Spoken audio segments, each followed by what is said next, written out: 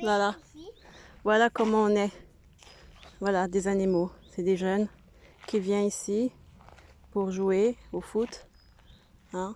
Regardez, on a un stade qui est bien, qui est mis à notre disposition pour faire du basket, du foot.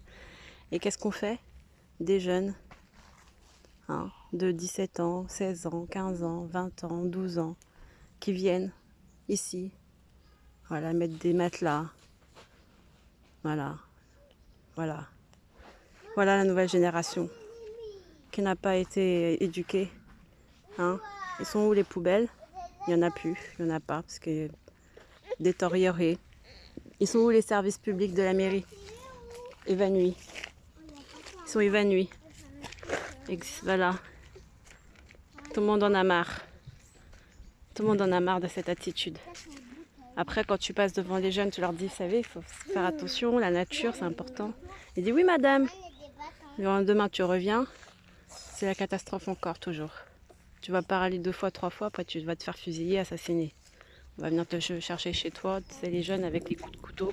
On a vu le cas à Ivry-sur-Seine, il n'y a pas longtemps, il y a 2-3 mois. Voilà ce que c'est que les jeunes maintenant, et les jeunes d'avant, et les jeunes de demain, que ça va être comment. Moi, je critique pas parce que j'ai des enfants, je sais pas comment ce sera leur comportement de demain, parce que vous savez, au jour d'aujourd'hui, ce n'est même plus nous qui les élevons, c'est les écoles, c'est les centres aérés, c'est parce qu'ils veulent les éduquer. Moi, je fais mon possible pour les éduquer moi-même avec l'école à domicile, mais au bout d'un moment, on sait bien que les lois s'enchaînent pour nous retirer tout ce qu'on a comme liberté. Donc, faut pas se voiler la face, les gens. Faut pas se voiler la face. Nous avons une autre part de responsabilité en tant que parents, en tant qu'adolescents, en tant que... Voilà. Nous avons nos responsabilités, regardez. Et j'habite en campagne. Moi qui pensais que j'allais être parmi des gens qui seront respectés de la nature, respectueux de la nature. Mais en fait, c'est là c'est là le truc qu'il faut vraiment bien savoir. C'est que les gens dans les campagnes, tout ça, ils refusent de partager la terre. Et donc ils s'en occupent et tout. Et après, on dit oui, par exemple, la France, elle produit plus de 80% de la récolte de tout ce qui est blé, tout ça pour la production mondiale. Je crois qu'elle a plus de 70% ou 60%.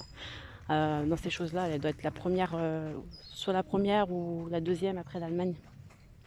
Donc, de producteurs de blé. Donc, elle nourrit le monde. Mais c'est qui s'occupe de ça? C'est souvent c'est 1 ou 2, 3 producteurs.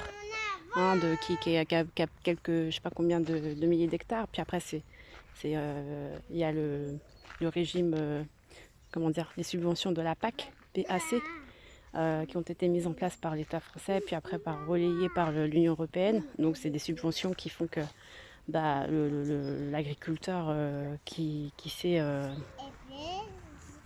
appauvri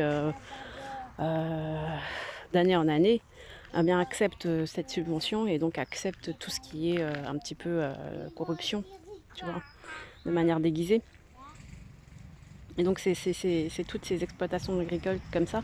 On n'est pas là pour cracher dans la soupe, on est là pour comprendre. Donc c'est pas que je fais des critiques ou quoi, non, je fais juste je dresse un état des lieux, un bilan de parce que j'ai été mis dans le bain, dans le sens où j'étais au cœur d'un système de banque qui finance les agriculteurs, qui finançait les agriculteurs, et normalement à la base c'est sur un système de coopérative, de mutualisation, mais ça s'est très vite après transformé sur d'autres alternatives attachées au crédit, à l'usure et à la bourse. Après, ils ont mis en place également dans ces banques des systèmes de cotation boursière. Donc voilà l'engrenage dans lequel on est. Et le côté entraide, mutualisation, soutien de l'économie est devenu un business, un marché juteux, corrompu. Et ce n'est plus de l'entraide, mais c'est du criminel, quoi. C'est du... Voilà. C'est de la fausse bonté, quoi. Et donc, c'est ces campagnes-là qui ont laissé faire, qui après s'est fait manger par l'urbanisation. l'urbanisation. Les garçons, vous venez? On va rejoindre le stade parce que là, ici, c'est trop sale. C'est dégoûtant. Donc l'urbanisation, c'est-à-dire l'aménagement des villes et le travail industriel dans les usines. Et donc les gens ont délaissé la culture, l'agriculture et tout ça. Ont laissé leurs parents faire tout seuls, démunis, la ferme. Et les jeunes sont partis du coup chercher du travail rapide, bien payé, mais comme on a dit, qui est ancré dans un système d'industrialisation, de machines et de techniques abrutissantes telles que le taylorisme, le fordisme, tout ça. Qu'est-ce qu'on peut en conclure? C'est que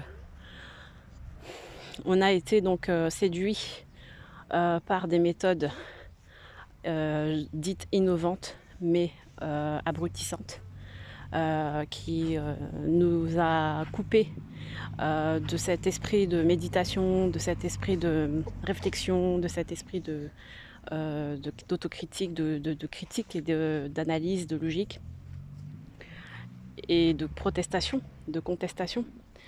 Dans le sens où on te donne de l'argent, par exemple, si vous regardez le taylorisme, comment il a été mis en place, c'est que pour 5 $, tu pouvais manger, tu pouvais avoir une maison, tu pouvais, voilà, t'étais logé, blanchi, gratuit, l'eau nourrie. Pour 5 $, c'était à l'époque très bien. Et tu fermais ta bouche et tu travaillais à l'usine, et voilà quoi. Donc, voilà. Voilà ce que c'est que l'industrialisation, la capitalisation, le système capitaliste. Les enfants, venez par là ici, avec maman. Allez, Momo, ici. Alors bon, on veut bien marcher, on veut bien sortir et tout, mais de toute façon, c'est pareil partout. La terre ne veut pas de nous, ne veut plus de nous. Elle témoigne jour après jour. Regardez cet arbre qui tombe. On est en plein été, elle a plus de feuilles, elle a plus rien à donner. Elle voit la misère tous les jours des enfants qui viennent ici. Regardez, elle témoigne. Les arbres témoignent contre nous. Même si on fait des dicres quand on passe par ici, des fois je fais des dicres et tout, mais je viens pas souvent, je viens pas tout le temps non plus.